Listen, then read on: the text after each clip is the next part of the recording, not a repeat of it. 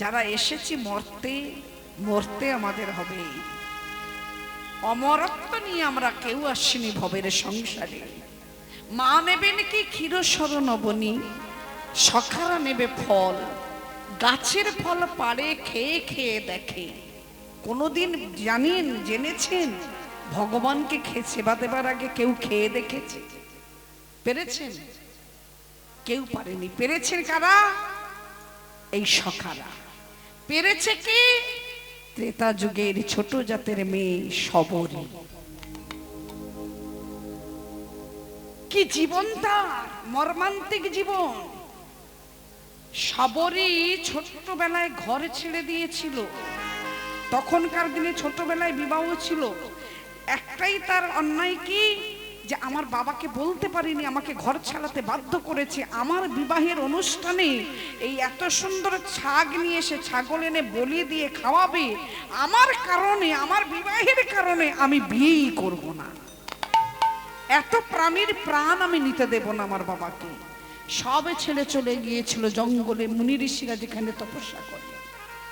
গোপনে গোপনে পথ পরিষ্কার করে দেওয়া, মুনি ঋষিদের মলমূত্র যেখানে ত্যাগ করে সব পরিষ্কার করে দেওয়া, কাঠ কুড়িয়ে এনে জোগাড় করে দেওয়া।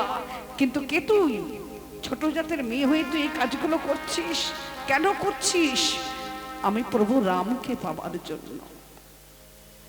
এই ছোট থেকে বড় হলো, যৌবন কাল গেল, ধীরে ধীরে বৃদ্ধা হয়ে গেল, তখনও শবরী রামের জন্য ফলে রেখে দেয়। কবে আসবে আমার রাম, সেবা পাবে আমার হাতে। আমি নীচ জাতি বলে তবে কি করুণা না করিবি?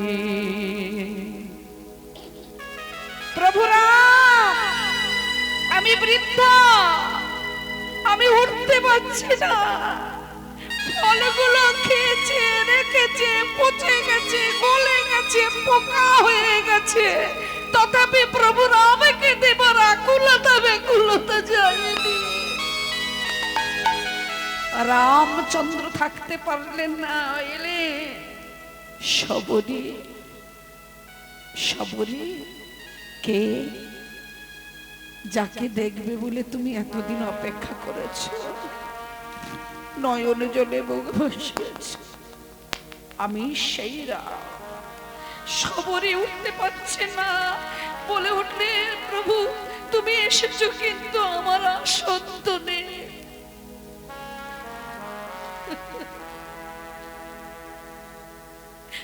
ভগবানকে বসাবার মতো বেদি আমার নেই। কিন্তু আমি যে তোমার জন্য ফলগুলো রেখে দিয়েছি সব নষ্ট হয়ে গেছে। তোমাকে কি দেব আমি প্রভু? যেটা নষ্ট হয়ে গেছে আমার উদ্দেশ্যে রাখা, ওইগুলোই আমায় দাও। তাহলে যেগুলো আমরা নিতে পারবো না সেটা ভগবান হাসি মুখে নিয়েছে। কেন না ভক্তের চোখের জলে যে রাখা, ও পচা নয়, ও তো অমৃত। আজকে সেই রূপ সখারা ফলগুলো পিড়ে পিড়ে খেয়ে খেয়ে দেখছে। যদি বিষয় আমরা মরবো, টক হয়ে ফেলে দেব, কানাই রে তবু তো তোকে দিতে পারবো। এই ফল মোদের কানাই খাবে, ফল মোদের কানাই খাবে, এই ফল মোদের কানাই খাবে, ফল মোদের কানাই খাবে। যত্ন করে রেখে দেবে, এই ফল মোদের কানাই খাবে। যত্ন করে রেখে দেবে, এই ফল মোদের কানাই খাবে। বলেন যত্ন করে রেখে দেবে কানাইয়ের সেবার তরে।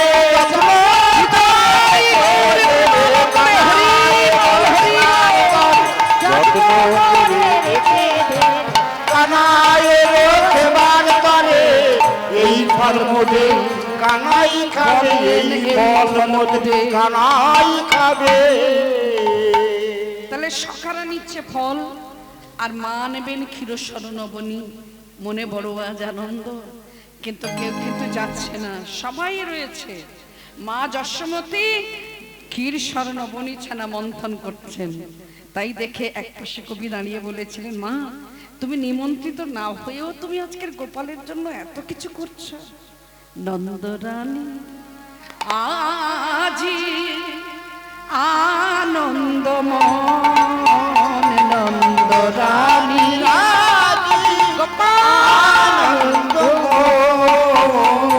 নন্দরানী আজি আনন্দমন, রানী রাজি আনন্দ গোপালের আমার নয়নের মণি, গোপালের লাগি দধি, লাগি যদি আমার গোপালের লাগি দধি, গোপালেরও লাগি দধি, করিছেন মন্থন নন্দরানী রানী রাজি আনন্দমন, রানী রাজি আনন্দ নন্দরানী আজি আনন্দ একটু তাড়াতাড়ি করুন, চলে যেতে হবে অনেক দূরে। আপনারা তো ঘরে কাছাকাছি চলে যাবেন, আর আমায় তো যেতে হবে অনেক দূর। আর তাছাড়া আপনাদের মনে মনে একটুখানি হচ্ছে না, মেয়েটার কতক্ষণ পায়রার মতো বকর বকর করবে। ও আসর থেকে নামলে আমরাও তো বাড়ি যেতে পারি। আপনাদের মনে রাগ হচ্ছে, তাই আমি আপনাদের আর রাত করাবো না, একটু তাড়াতাড়ি করাই ভালো। কি বলেন মায়েরা? না বল, এই তো হয়ে গেল। আমাকে একটুখানি সময় দাও, আমি শুধু সাজাবো। কিভাবে সাজাবো, কি কি নেব, এইটুকু আমাকে ভাবনা চিন্তা করতে দাও। তুমি গিয়ে সাজাবে কি করে? এই যে কৃষ্ণ সার অঙ্গে সাজে সাজে সাজে,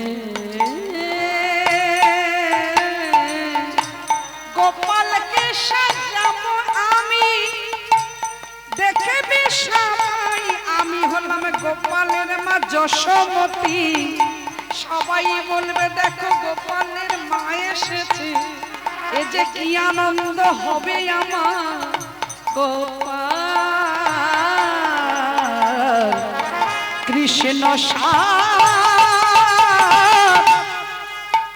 অঙ্গে সাজে রে, সজরে সজরে সজরে সজরে সজরে সজরে সাজরে কৃষ্ণ সাজ অঙ্গে সাজে চন্দ্রহার কোটি মাঝে।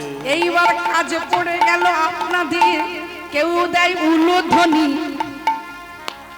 সারা বৃন্দাবনে উলুধ্বনি ভেসে আসলো। কে? বাহ, ধন্য ধন্য, রাধে রাধে রাধে রাধে। চাইয়ে দেখো কেউ দেয় উলুধ্বনি, কেহ করে শঙ্খধ্বনি, আর কেহ করেন জয়ধ্বনি। কৃষ্ণ কৃষ্ণ ধ্বনি তুলেছে, কৃষ্ণ কৃষ্ণ ধ্বনি তুলেছে, আহা কৃষ্ণ কৃষ্ণ ধ্বনি তুলেছে, কৃষ্ণ কৃষ্ণ ধ্বনি তুলেছে। ভক্তেরই কঙ্কার নন্দরানী রাজি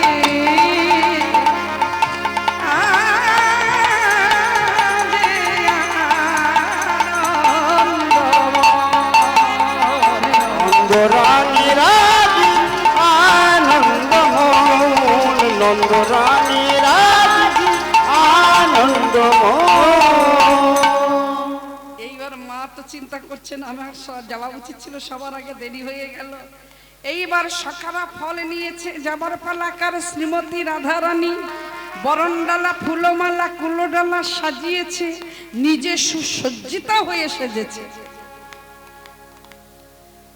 সবে সেজে এবারে যাবে। যেই না যাবে বরণ ডালা ফুলমালা হাতে নিয়ে, কোথায় ছিল আমার ননদিনী? ও যে কি সাংঘাতিনী, যার ঘরে আছে সেই তো জানে, আন জনা জানবে কেমনে। ননদিনী মুখে বলা যা সহজ, কাজে কিন্তু সহজ নয়। 9টা নদী যা ক্ষমতা ধরতে পারে, সংসারের একটা ননদিনী তেমন ক্ষমতা ধরেন যদি কৃপা করে কারোর ঘরে থাকে। আছে অমর ননদিনী, থাকলেও কি বলতে পারি? না বলাই ভালো। আবার যদি শাশুড়ি হন, ওরে বাবা জটিলা, যাদের দেখলে বৌমাদের শ্বাস উড়ে যায়, সেটা দাপর যুগে যে লীলাটি শুনছি। আর এই কলি যুগে আমার কথাটা অপ্রিয় হলেও আজকালের দিনে আমার মতো বৌমাকে দেখলে শাশুড়ির শ্বাস উড়ে যাচ্ছে। কি সত্যি বলেছি? সত্যি কথা না? আমি বলেছি আমাকে দেখলে, আমি কিন্তু কারোর মতো বলিনি, কারণ কারোর মতো বললে মার খেয়ে ফাঁস হয়ে যাবে। ওই কথা কেউ বলে? ননদিনী দেখছেন বইয়ের এত সাজের বাহার কিসে, মুখে মিছরি আর অন্তরে বিশ্বের ছুরি। বউ, ও বউ, আহা বরণ ডালা ফুলো মালা কুলো ডালা সাজিয়ে যাচ্ছ কোথায়? আমার মতো বউ হলে বলতাম তোর কি, তোকে বলবো কেন? হ্যাঁ, আমি হলে বলতাম। কিন্তু রাধারানী বড় প্রেমময়ী, বড় কৃপাময়ী। ননদিনী, তুই যখন জিজ্ঞাসাই করেছিস আমি যাব আমার গোবিন্দের কাছে, কৃষ্ণের কাছে, যেই বলেছে কৃষ্ণের কাছে অমনি বলে আবার নন্দের বেটা কেলে ছোড়ার সঙ্গে পিরিতি।